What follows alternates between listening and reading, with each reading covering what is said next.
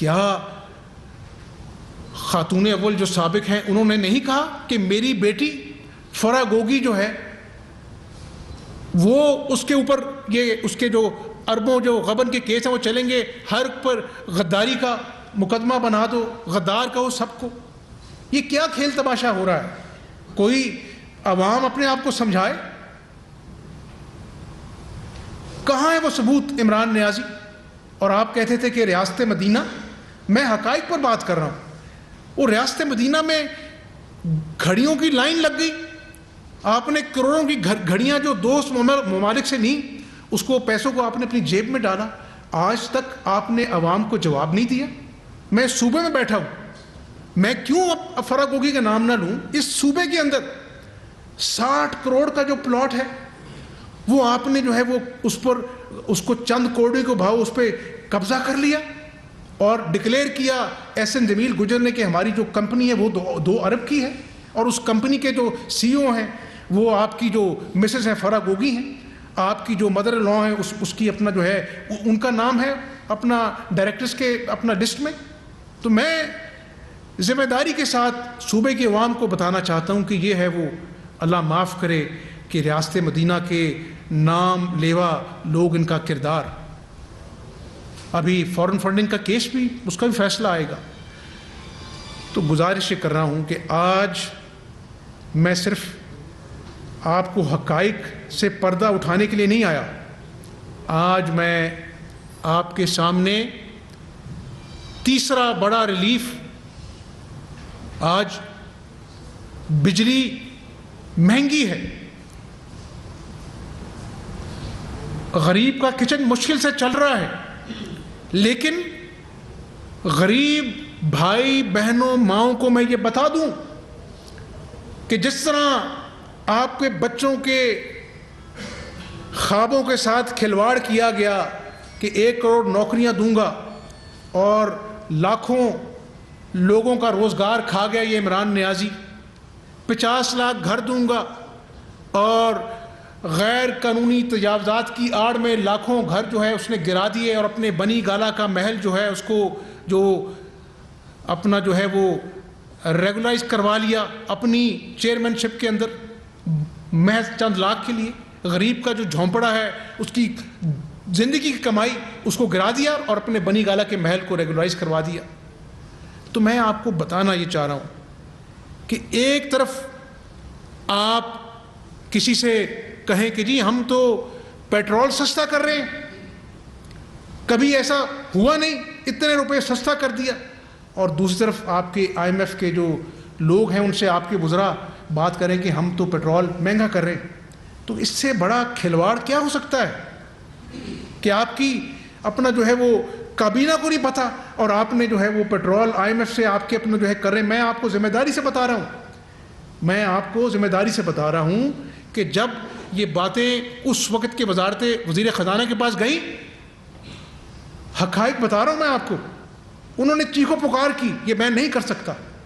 میں I am F سے مجھے کہا جا رہا ہے کہ آپ اپنا جو ہے پیٹرول مہنگا کریں، اور عمران نیازی کہہ رہا ہے کہ میں پیٹرول سستا کہ میں نہیں کر سکتا۔ حقائق یہ ہیں، اور آج ہمیں اپنا جو ہے وہ جو مشکلات کو عوام میں جو گھرا ہوا ہے وہ ہمیں فیصلے کرنے پڑے،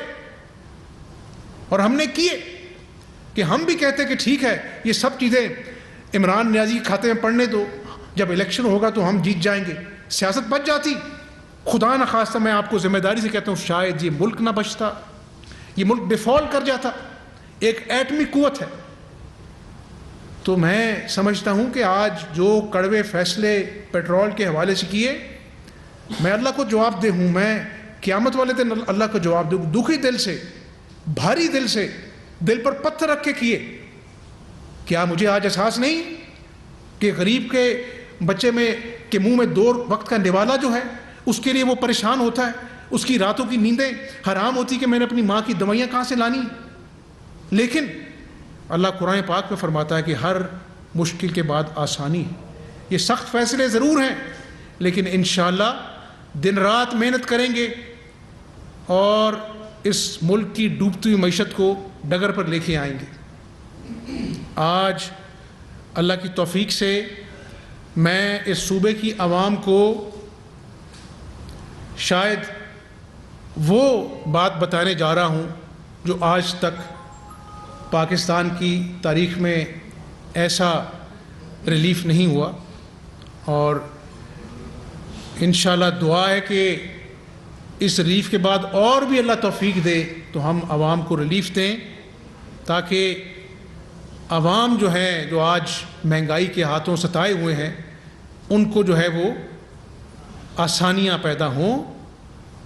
کہاں پہ 4 سال کی تباہی اور کہاں پہ 3 مہینے، اور اس میں بھی آئینی بحران در آئینی بحران ہم مقابلہ کریں گے۔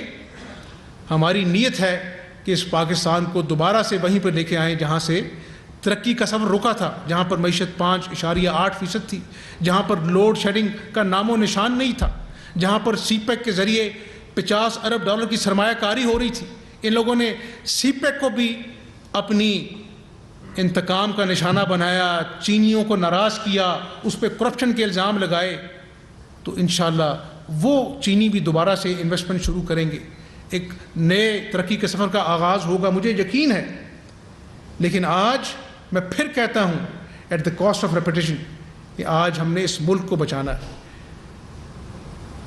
غریب لوگ، بجلی کا بل آتا ہے تو قیامت ڈھاتا ہے،